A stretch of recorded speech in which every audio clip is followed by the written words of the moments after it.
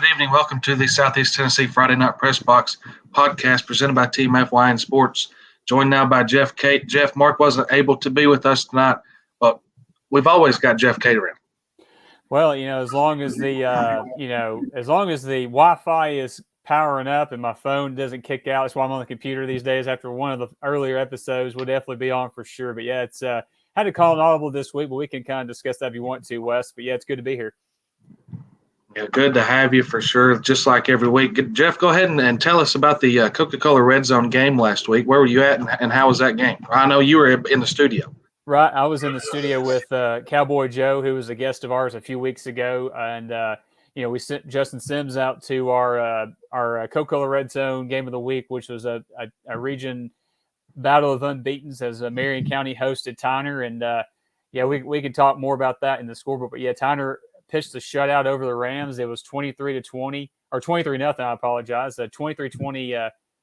Well, I thought that was going to be the score for sure, but yeah, Marion County just did what they normally do. They've done all year, the defense. The third shutout of the year for the Warriors, and holding Tyner to less than 100 yards total offense. I mean, I cannot think of the last time a Tyner Rams offense, I don't care if it was Coach Turner or Coach Chandler's offense, did not get 100 yards total offense. So that was definitely surprising, but there's a reason why Marion County is ranked number 4 in the state in 2A, and they definitely showed that Friday, and looking good to, at least challenge Meigs County for that region championship here in a couple weeks in the last week of the season. Like you said, we're going to run down the Coach T scoreboard right now. Ray County goes on the road and loses to Elizabethton 41-21. Jeff, Elizabethton, they look to be really solid early on this year. Yeah, and talking to Joe on Friday, during these breaks, we were keeping an eye on this score, especially too, because I think a lot of us picked Ray County to win that game just because of how good they can run that wing T offense. But I know Joe said that he was kind of apprehensive about this game because Elizabethton's a really good football team, and they definitely showed that Friday, being able to pull away and get a 20-point win over a really good Ray County team. Now, Ray County is obviously in the driver's seat. They got a game this Friday against Howard, so that'll likely wrap up the region championship for those guys. So, still plenty to play for Coach Pemberton's squad. And, it was a bump in the road, but ultimately that region title in that first round playoff game is definitely the prize to get in the playoffs and do that for sure. You'd rather have a 0 in the loss column in the region district games than you would in the non-district games. So definitely Ray County, like you said, a bump in the road, but they've got the wins where they need them. Red Bank. I'm sorry about that. I mean, if you look at the two losses that Ray has had this year, been to really good football teams, Alcoa and Elizabethton. So they're not, playing a cupcake non-region schedule to pad their stats. They're playing teams that are going to get them ready to go through a 5A playoffs, which could, they could definitely sneak up on some people that in that Knoxville region that they're not expecting or don't see that wing T. But yeah, just like you said, ultimately, you want to win every game on your schedule, but yeah, those region games are the most important for sure. That's exactly right. Red Bank pulls to 500 on the year as they beat East Ridge 51-6. So a good Friday night for Coach Brown's squad. Yeah, no doubt about that. And I think everybody around here was kind of thinking this is going to be the year that Red Bank was going to be able to kind of have their way with their opponents. Obviously, Cleveland is better than everybody thought they were. I think for sure, and I think all signs have been pointing to that game against East Hamilton, not this week, but next Friday night could be the region championship for the Hurricanes if the Hurricanes win. But if Red Bank's able to, get through these next couple games and, challenge them, they could wind up winning the region again. But yeah, just a big response, especially offensively for Coach Brown's squad. And, East Ridge is down is for sure this year. But anyway, like you just said, talking about region games are important. That was definitely an important win for Coach Brown and the Red Bank Lions. McMinn Central goes on the road to Loudon, and Loudon stays undefeated, a 47-14 win over McMinn Central. I'll kind of hit this one. Loudon's good. I mean, somebody texted me and asked, would you rather take Loudon or Meigs County? I did say Meigs County, but that would be one heck of a game. Let me tell you, Loudon and Meigs County would be a good game. Keaton Herrig set the all-time passing yards record in this game, so he now is the all-time pass yards leader at Loudon High School. I think he was only 13 of 34 passing but he had a little over 200 yards and 5 touchdowns, I believe he accounted for in that game. So Loudon beats McMinn Central 47-14. Darius Carton, a wide receiver for McMinn Central, 13 catches, 174 yards. A big night for him. Moving on, a game that you talked about, Marion County pitches a shutout over Tyner, 23-0. Anything else to add to that game?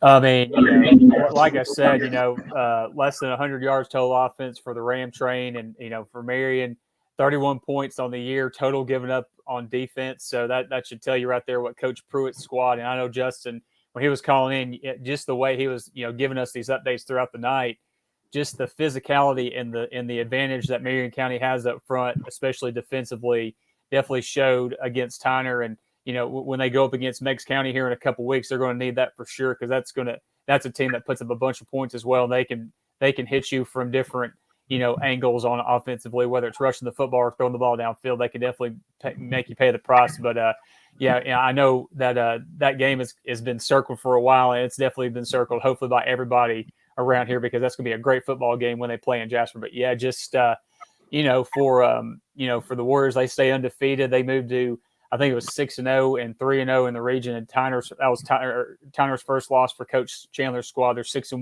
2-1 in the region. So obviously a lot to play for. They got a big game Friday at Meigs County, which is going to be our game of the week again. And that's an important game, because if Tyner is able to get a win there, they're still in the fight for that second seed or possibly a region title if Marion's able to slip. But yeah, just a great performance by Marion County. Definitely caught everybody, I think, except for the people in Jasper, off guard that they pitched a shutout over the Rams.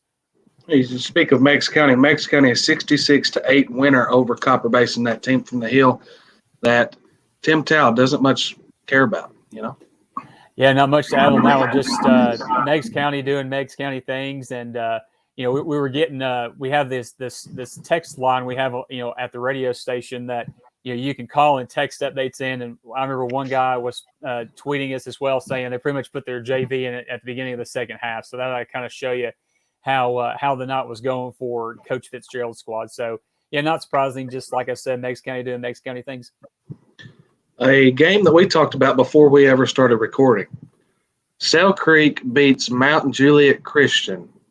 And don't make sure you guys are sitting down for this score. 74-67. Jeff, talk about that game. Oh my gosh. Yeah. Like we were talking about before we started, Wes, on the red zone, we were, it was hard to find an update on this game. It was like, not even 21-14 or something like that in the first quarter. We first got it. Then I hit refresh and found the halftime score. It was 45-44 Mount Juliet Christian at the half. So you're thinking, man, 89 points in the first half. Can they keep that, scoring, total matched up? Well, they definitely did. 74-67, like you said. And, for Sale Creek, obviously, they moved into a new stadium. They have a place of their own. And man, what another historical night for that school in the first year of that new stadium. But quarterback Camden Penny, he's a senior quarterback for the Panthers. Stellar night on the just overall. 17 of 29, 329 yards, 5 touchdowns through the air. But here's another important thing that for people to keep in mind: ran the ball for, I think it was about 20 times, 100 yards, 3 more scores, so 8 touchdowns right there, just based off of his legs and arms. So definitely a huge performance for him and Coach Ron Cox's Panthers. And that was a big win, because it gets them back to that 3-4 mark, and they're fighting in that region, to get in the playoffs. And I think they're almost locked in with the Lookout Valley, struggling like they are this year. But yeah, just a huge offensive performance, for both teams. 1,100 plus yards total offense, 20 total touchdowns. So yeah, just a big night there at Sale Creek, and a huge win for the Panthers for sure. South Pittsburgh beats Austin East 42-0. Not much to really talk about that, except for South Pittsburgh handles business against Austin East at home. Polk County goes on the road and beats Tellico Plains 10-6 in a defensive battle. Polk County moves to 3-4 on the year, and Tellico drops to 3-4 on the year. McMinn County beats Sweetwater 45-14. Bradley Central beats Ooltewah 35-6. We had Goose Manning on last week. That was going to be a big game. Bradley Central kind of, you don't want to say handles business, but Bradley Central, ultimately they were supposed to win that game, and they do. Well, and yeah, like you said, you don't want to say it, but let's just be honest. That's definitely what they did, and they stay unbeaten, and they have a couple of very big games coming up as well. And just that region is so tough, and I'm sure Cleveland will like to get their hands on the Bears again for sure. But yeah, just a big win for Coach Floyd's squad, and just kind of doing what they've done all year. I mean, just I guess nothing else you can really say much about that except they did what they had to do, and kind of beat a team that they really should have. So you told me a stat, like I said before we were recording earlier. Macaulay beats BGA 52-0. And tell me your stat from that game. Well, see, I get the box scores. I want to give the stat sheets from. I want to give Jeff Romero the Macaulay SID, and just overall great dude. Credit for he sends me these box scores at the end of every game. Usually I check those out whenever I'm after I get back from the red zone. But they played Battleground Academy, and you're looking through here. We saw this score coming through on Friday. As we were updating, and it was like 30-something-0 in the first quarter. So you knew how that was going to go for the Blue Tornado, but I did not know how dominating this win was until I saw this stat. Macaulay, were they going to have a hangover from that Baylor victory last week? Absolutely not. Obviously, a shutout on defense, but the BJ offense ran 34 plays, 10 yards total offense for BGA. So definitely a not much you can say about Macaulay. Just sure domination over a team that definitely has struggled this year. 10 yards. That's unheard of. Really is. That's. I don't think I've ever heard of that. Well, especially at the Division II level, I mean, you should be. I mean, less than 100 yards, okay, but 10 total yards on offense. That's just a crazy number, and just a huge props to Coach Potter's team and defense for sure. Silverdale goes on the road to Knox Webb, and Silverdale loses its first game of the year, 31-19 losers at Knox Webb. That was a very competitive game right there throughout the game. Silverdale actually had the lead in the fourth quarter, and Webb came back and took the lead, and then they added a late touchdown to make it that 31-19 score. But, just two good football teams battling for first place in the region, and, there's still a lot of football to play. Silverdale has Knox Grace. I think, non-region, they play East Ridge Friday, but I think they have games against Knox Grace and Christian Academy in Knoxville, who was a team that really put it on them last year. So that's going to be a very tough game for the Seahawks, but, a lot to play for, like we talked about with these other teams, a lot to play for still for Silverdale. There's still a chance to win that region. If Webb's able to slip up a couple of times, Coach Connor's squad could be right there for the taking. So, but, like you said, the, five teams in the Division II AA East region get in the playoffs. So I think they're definitely safe as far as that goes, but they're definitely fighting for that home playoff spot as well. But they want that region title. I know it's a setback for them, but it's still a great season for Coach Connor's squad, and just a lot to play for still. Absolutely. You're correct about that. So a lot of good games this past week. The red zone game of the week next week will be, like you said, Tyner at Meigs County. Is that correct?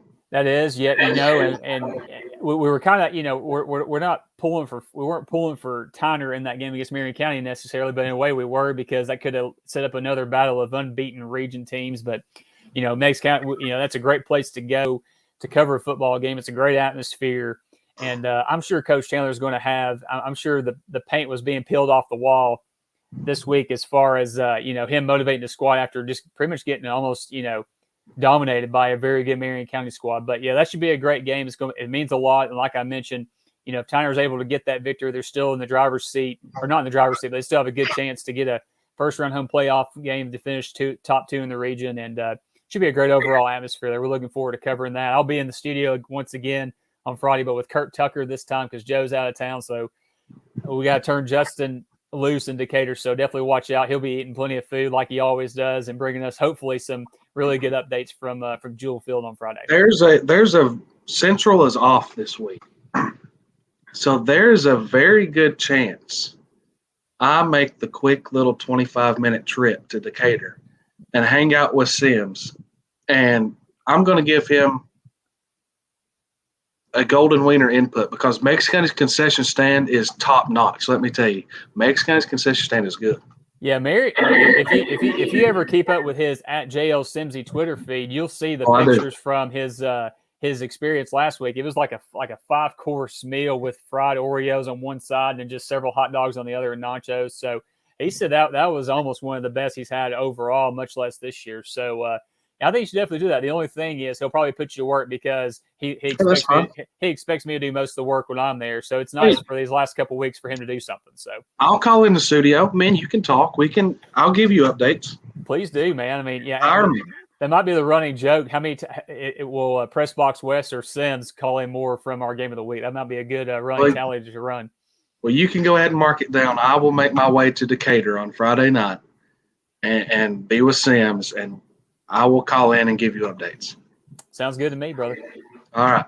On the flip side of this break, somebody that you know very well, the owner of 97 Sports Promotions, Mr. Doug Carter. I'm going to let you introduce him on the flip side of this break. Listen to the Friday Night Press Box presented by Team FYN Sports.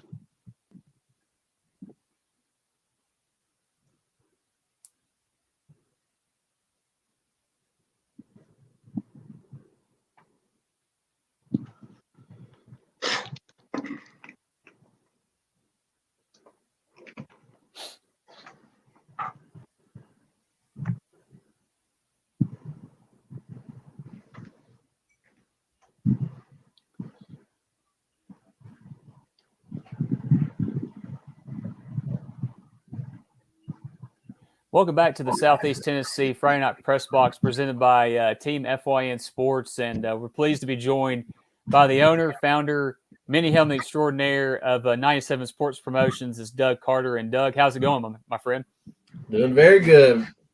Thank you for having me. Excited to be here. A little bit distracted tonight. I'm sorry.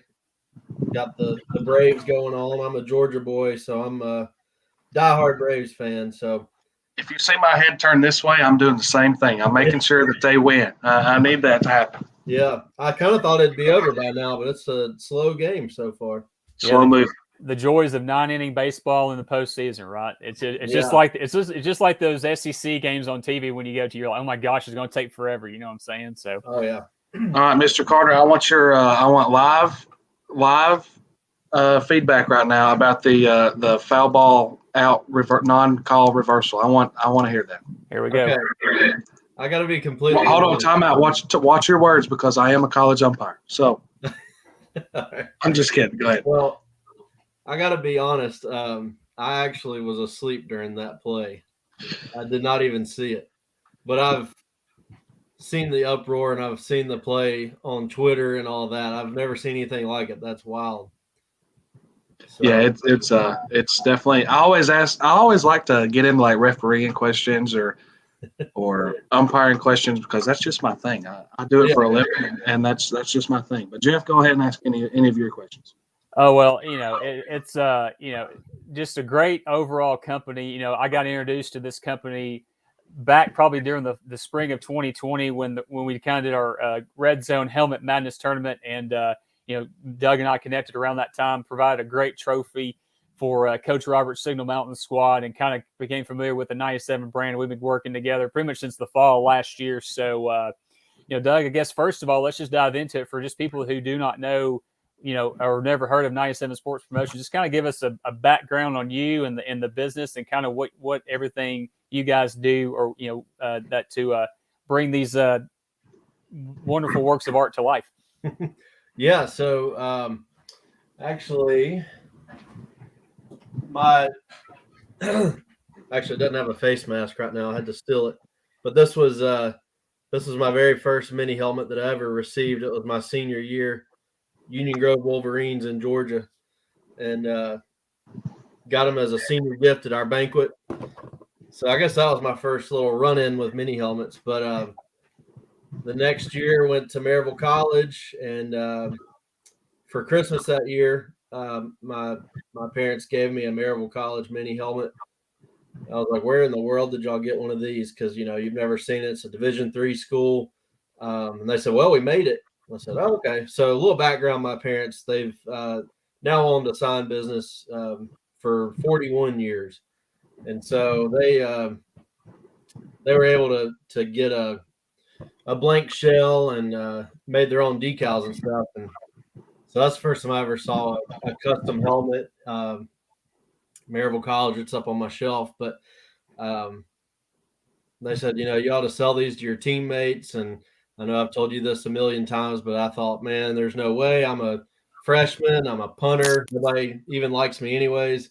So I had it in my room. And, if anybody ever asked about it, that's kind of how it started. But by the end of my career at Maryville College, I was warming up during the games, and my parents would have them out for sale at the tailgates and everything. And I would make them in my dorm room, and had a very small little production site in there. Nothing like today. Not that I have anything great today. It's about the size of a dorm room, but a lot more business and a lot busier these days.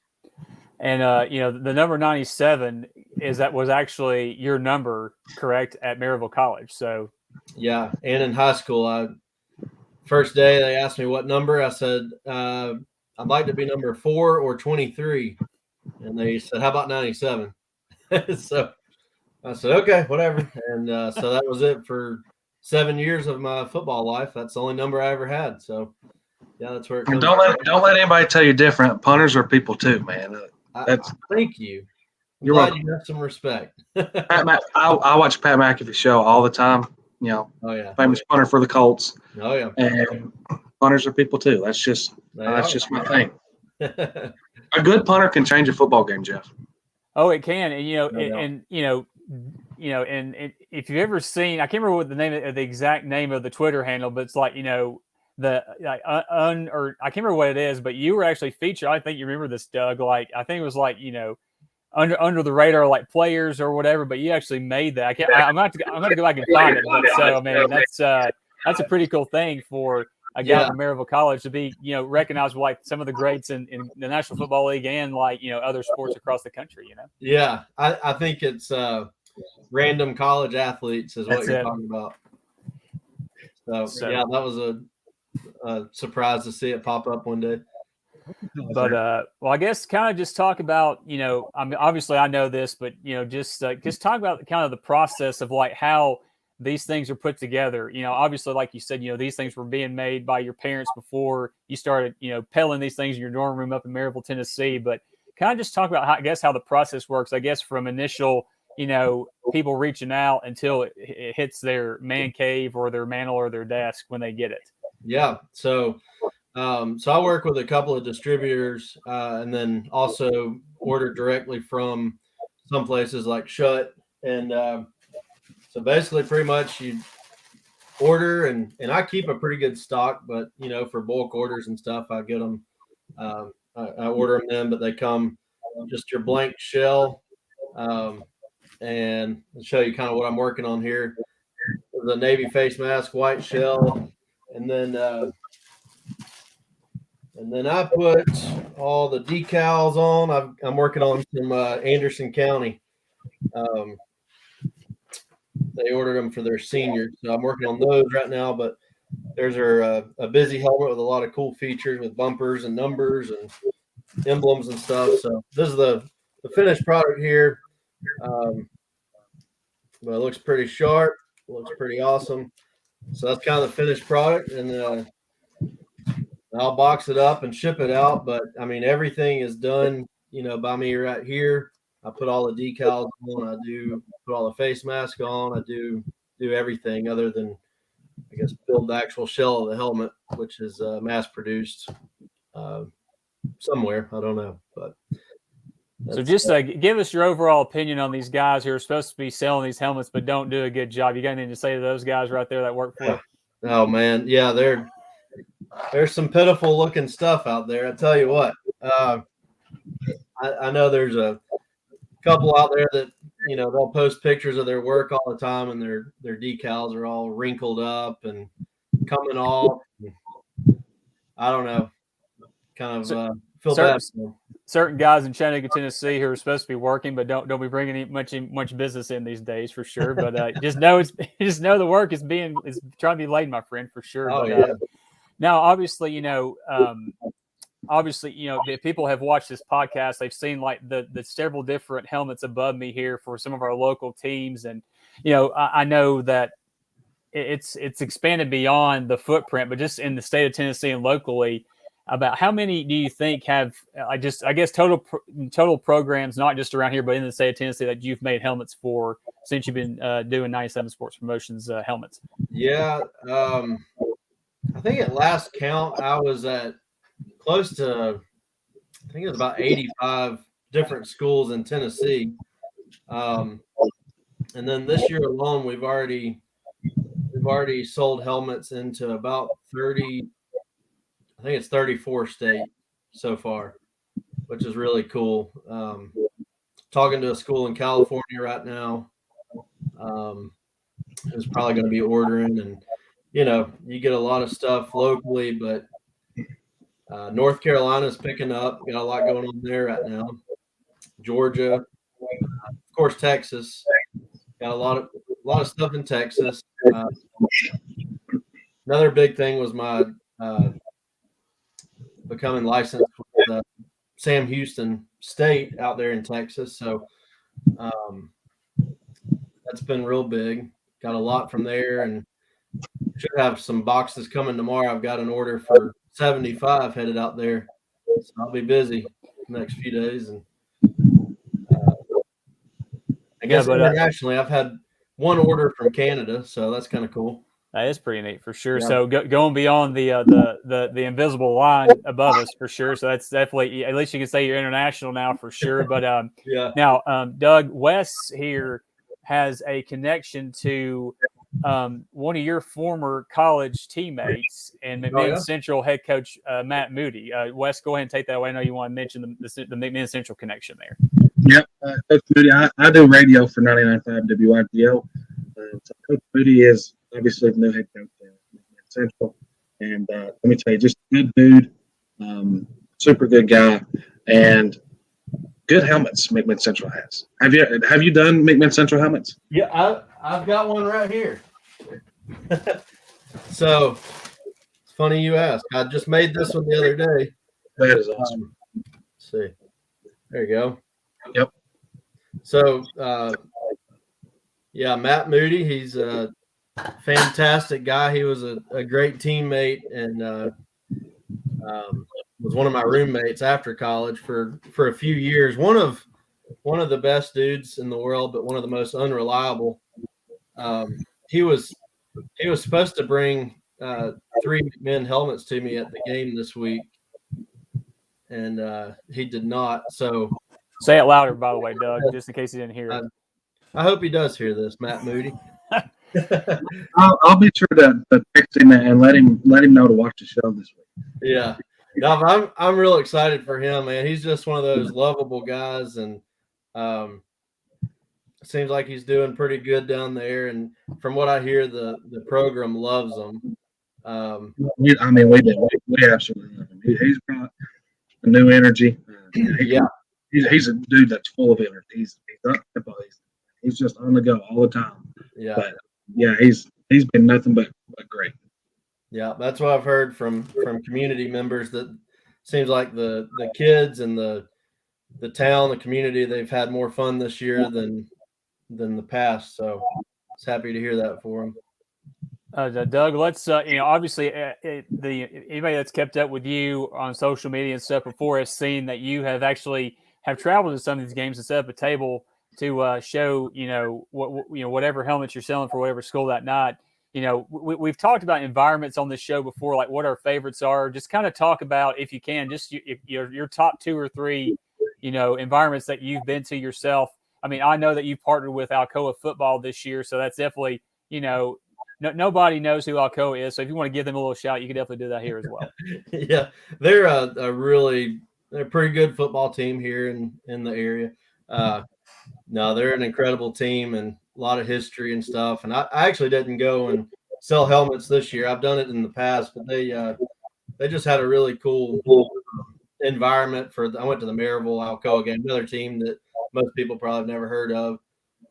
They're pretty decent as well, but they did a lot of a cool kind of patriotic stuff there at the beginning, and made you get the chill bumps.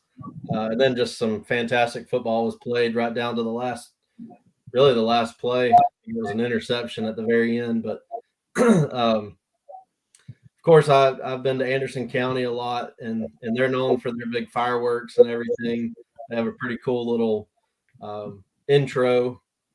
I've been to a lot of Loudoun games. I've got my father-in-law was inducted into the Loudoun County Hall of Fame a month ago or so, and he kind of runs and takes care of all the hospitality and Pressbox up there. So I go watch games with him. Let me tell you, Yes, Loudoun does it right. We were just at Loudoun County this past week. yeah. KFC fried chicken. Jeff, listen to this. KFC fried chicken. Domino's pizza. Sandwiches from Subway. Like a whole sandwich tray. Cookies, brownies. Oh, my gosh. I would go to Loudoun County every week if I could. This week they had a squirt bottle of gravy. I've never seen anything like that, but they had some barbecue, mashed potatoes, and a squirt bottle of gravy. It was incredible. I probably saw you there. I didn't even know it. Probably did. I was there in the press box the whole game. So I was on the, looking at the field. I was all the way to the left side, in the 5-star prep seat. okay, all right. That was Well, now I know. yeah. But okay, Doug. Well, let's just. Is there a helmet or a team? I know you don't want to paint yourself into a corner with any of your clients or any potential clients, but if you could pick one or two special projects or teams or helmets that you've done, what have been a couple of your favorites over the years? Oh man, gosh, I mean, there's always some really good looking lids, but I think it's more of the special ones. The ones that people think that it'd be impossible to recreate, or I'll tell you, one of the most special ones that I've ever done was actually just recently. I don't know, Coach Hammondtree at Heritage High here in Maryville just lost his son, and he was on the I've actually still got the decal here. He was on the 1998 state championship team at Maryville. Here's a little decal we made, but his sister reached out and kind of wanted a memorial helmet for him. So we did that on one side. We had, everything down to the skull and crossbones, had his name on the back and everything. And, to that family, that meant the world to them. And they were just blown away with it. But I didn't even charge them for it. I just thought, that's the least I could do is kind of help you guys out through this time. And so, sometimes it might not be the coolest looking helmet in the world, but just the meaning behind it and what the recipient gets from it, a lot of times will outweigh what it looks like. So that was a really cool one that I just recently did. You were involved in a project with the 100 years of Rockwood football. That was a really cool one where we split it half and half down the middle with one of their old school looks and their new school, and then some bumpers to kind of show the 100-year anniversary of football there. So that was a pretty cool one. Yeah, I was just thinking, since I've been kind of partnered with you and stuff during this time, even before then, the throwback helmets to me, whether it's 10 years ago or 20 years ago, have always been my favorites. I know you did one for the Tyner Rams back when my dad played in the 70s. It's the white helmet with the maroon ram horns that had the texture look like the old school Rams used to have. So, that's one of my just throwbacks in general. And I know, that Red Bank recently, with us did that 2000 state championship throwback lid. And like you mentioned, the little special decal for Coach Weathers' wife as well was on there. I know a lot of alums and former players that ordered those love that extra touch. And that's one thing I do want to mention is just the it's just like the little small extra things, whether it's the big play, tomahawks on the North Jackson Chiefs helmets or something like that. Everything can go down to the exact. It almost looks exactly the way it did whenever that helmet hit the field. So that's definitely a cool thing for people to remember, not only if they were a fan, but also a player and a coach for sure. Yeah, for sure. Yeah. Before we want to let you go, Doug, one, we're going to need a Friday Night Pressbox helmet. I mean, that is with that logo right there. I think that is going to be we're going to have to do that, Jeff. Yeah. And two, I noticed the Vols shirt. What did you think about the Vols helmets last week with the added black touch, and then your score prediction for Saturday night? I loved them. I thought it was cool to see something a little different. I thought it was really nice, and I know I think they had planned on having black helmets, but we're unable to get them, which I've kind of experienced a lot of that myself. We've had a lot of, in fact, Shut just basically anybody that worked on mini helmets, they pushed them to full size production. So, we've all been kind of suffering, but I thought they looked great. I thought the Vols looked incredible, fun to watch.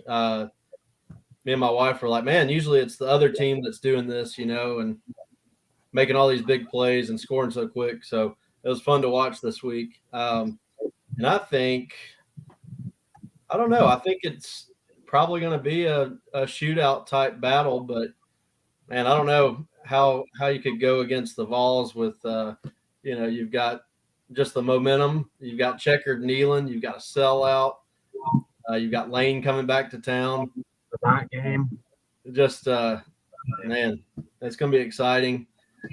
I don't know. I'm going to say maybe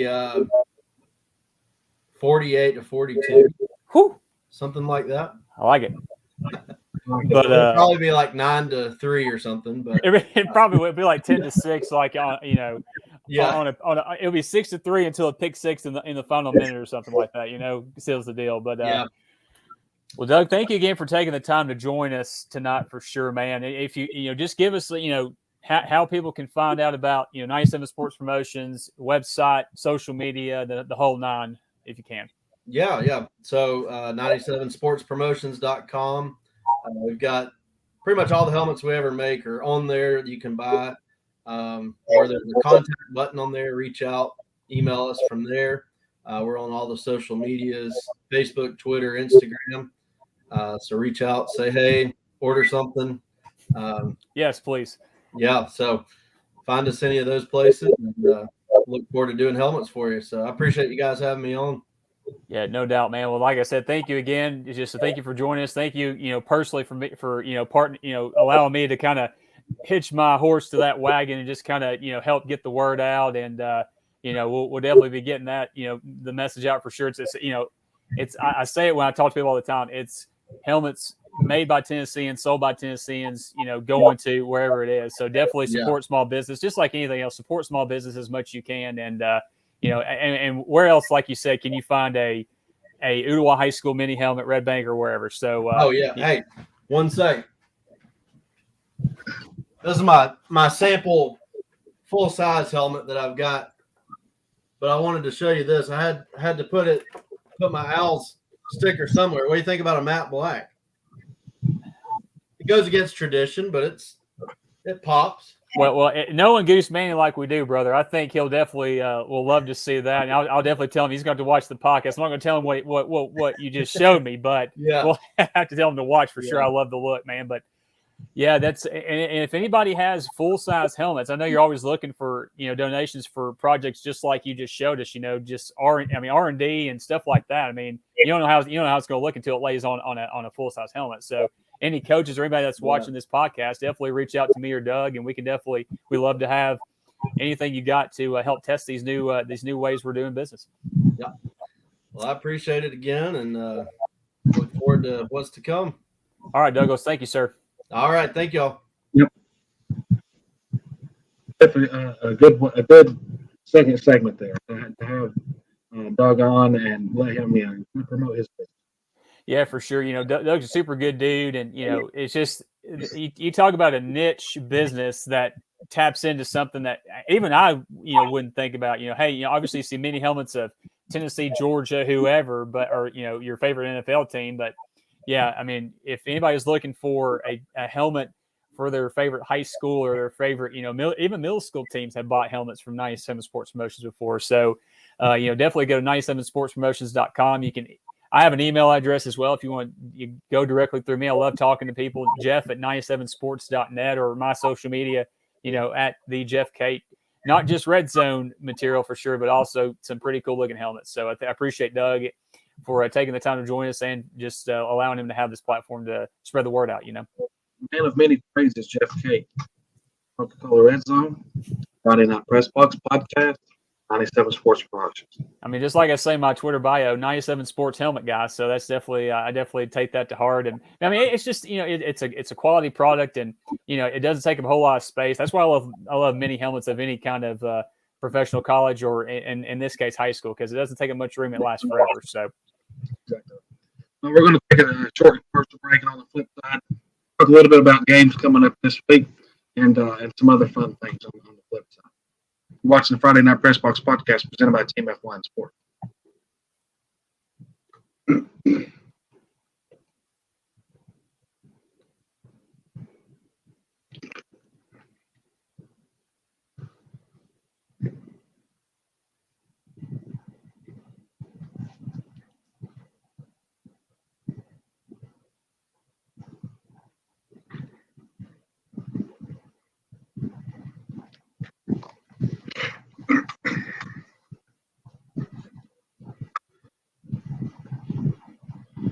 Welcome back to the Friday Night Pressbox podcast presented by Team FYN Sports.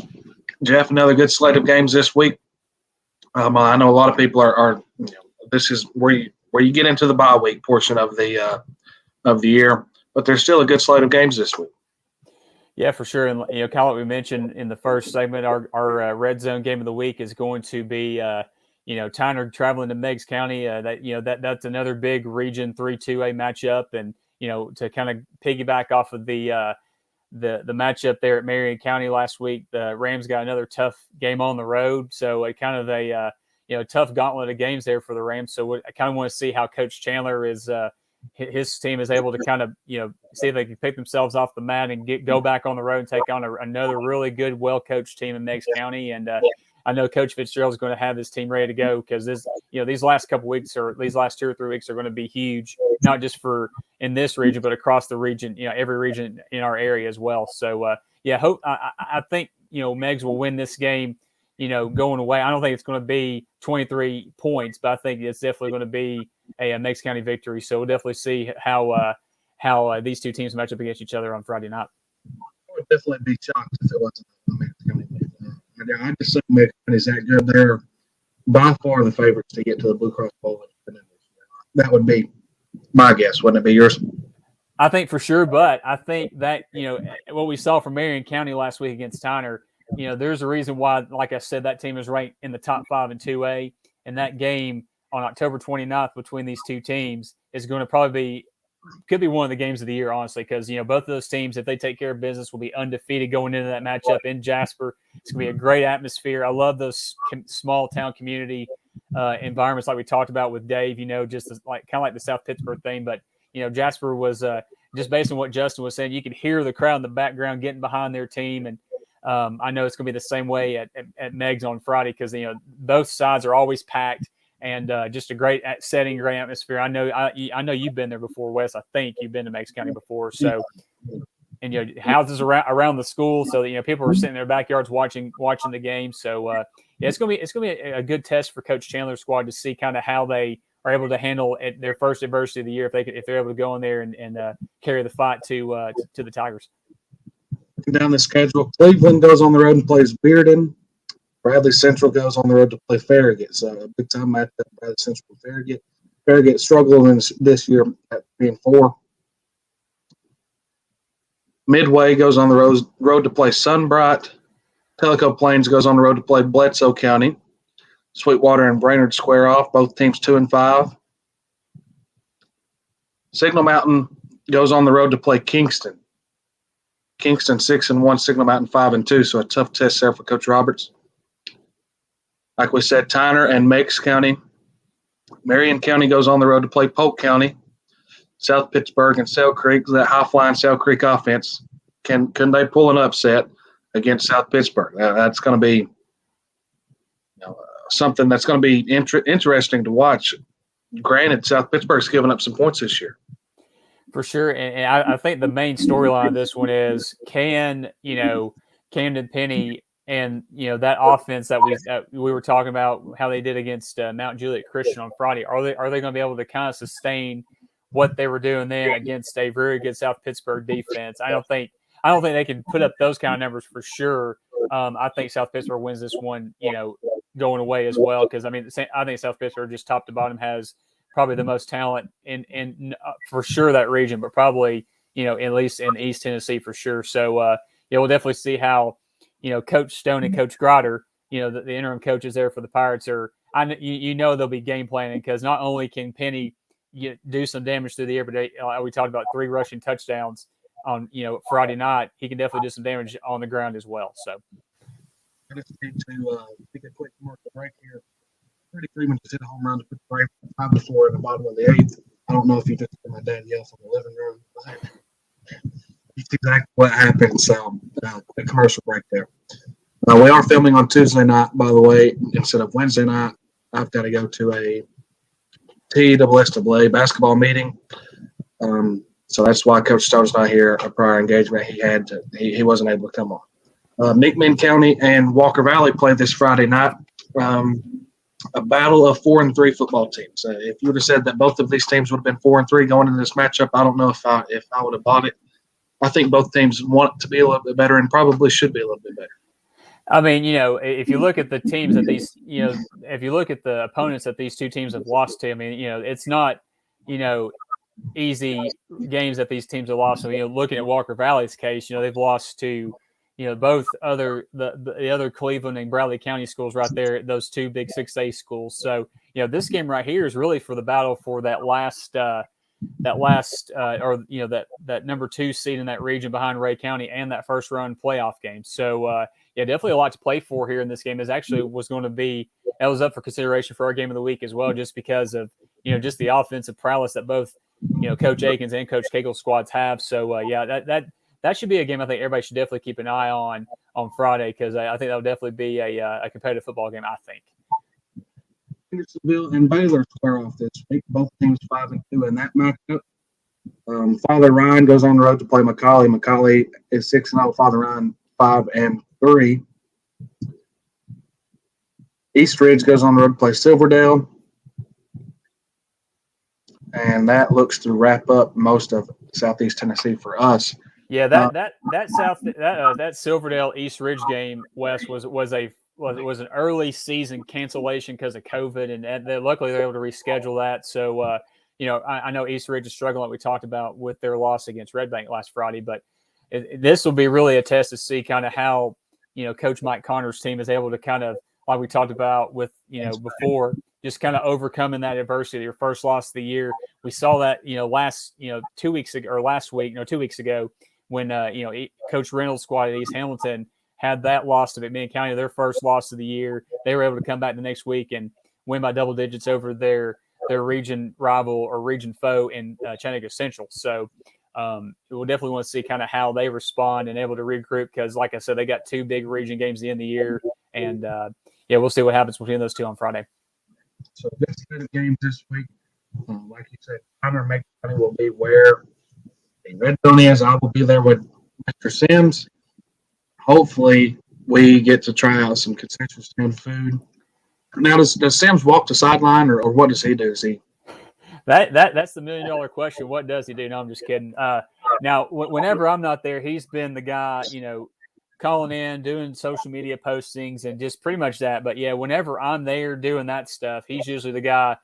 He'll be getting other angles for our online content from like another angle in that end zone or wherever, and just trying out the food and talking to kind of the grill master, whoever at those concession stands, because a lot of people forget about what those guys and girl and those ladies do. They provide a really good service. They help raise money for whatever group is working the stands that night, and they put out some good food to help you enjoy the game too. So it's another way that we kind of try not just highlight what's going on the field, but also another aspect to that game or that school that is hosting us that week. Meigs County's fans are they've got those cowbells up there. It's a fun place to watch football game. I mean, it's a great place to watch football. Yeah, no doubt. And, that game, there have been several great environments there at Jewel Field we've had over the years. That game against South Pittsburgh last year was probably one of the best. And there was a game against Trousdale County there a few years ago that was a really close game right down to the wire. And I think that sent Meigs to the Blue Cross Bowl that year. So, just a lot of great atmospheres. Coach Fitzgerald's a good fit for Meigs County. They definitely rally around him and that football program. So, if you're in the area, like Wes said, he's going to make the 25, 30-minute drive to Decatur on Friday. Definitely do that as well. But if you don't, just obviously listen to the Red Zone on 102.3. And, Justin will have updates from there and on social media, and we'll have all the scores as well. So, like I said last week, Wes, I love these last 2 or 3 weeks because, region races can, be won like that. They can be lost like that as well. So, a lot to be played for here in these next 3 weeks for sure. You're 100% right. But, another good show on the Friday Night Pressbox. Like we said, shorthanded tonight, but we're able to make it work. Yeah, for sure. Just like on Friday night, sometimes you got to call an audible based on what the situation is. We had to do that this week, and good luck with your TSSAA meeting tomorrow night. Like I told you, Tao and I talked about that. I told him what was going on, and you'll have to figure out a time and a place where you'll be at. Just come and huck you a little bit because you definitely deserve it for sure. I don't deserve any heck. But the funny thing is, whenever you said you and I were going to come, how come I knew it was just going to be you because Cal never shows up to anything. Yeah, exactly right. Yeah, I remember saying that to you because I'm glad you repeated what I told you because we know he's not going to listen to this either and hear what we were saying about him. So be sure and say it 3 more times before we go off tonight. We can make a whole segment talking about he wouldn't know. Yep, for sure. But like I'm sure you saw Tim's reply on social media when I said, "Hey, who's this guy?" or whatever. But we definitely miss him for sure. And we know he's moved on to Georgia, like he's going to stay there. Obviously, the bias definitely shows, especially with Georgia being number 1 in the country. He's going to stay there now, but that's okay. We'll just carry the fight and keep it there until the very end of the season, like we always do. So carry the fight, keep it for 60 minutes. And 60 minutes is our allotted time every week. So that, worked out perfect. That's a Friday Night Pressbox game maxim is what that is. Well, I think definitely another one is, be sure you're here for recording, Tim Tao. But, it's all good, man, for sure. It's like you said, another great show. And, I want to thank Doug Carter once again, the owner of 97 Sports Promotions. And, just be sure and check him out, 97sportspromotions.com. There's a ton of pictures on there and just anything you can think of, he can definitely make it come to life. Whether you're looking for a helmet of your favorite team for your booster club, he's done helmets for like chili cook-offs, and the list goes on your fantasy football team, anything. I've seen these pictures. They're incredible for sure. So definitely reach out to him or me, and we can definitely get you set up. But, yeah, just a great guy, great company to work with. And, like I said, providing a great service and a great gift that'll last, a lifetime. So guys, be sure to like and share. This post will come out on Thursday at 5 o'clock on Facebook and Twitter, and then on all podcast platforms on Thursday as well. So I want to thank you for listening to the Southeast Tennessee Friday Night Pressbox podcast. For Wesley Dunkel and Jeff Kate, good night.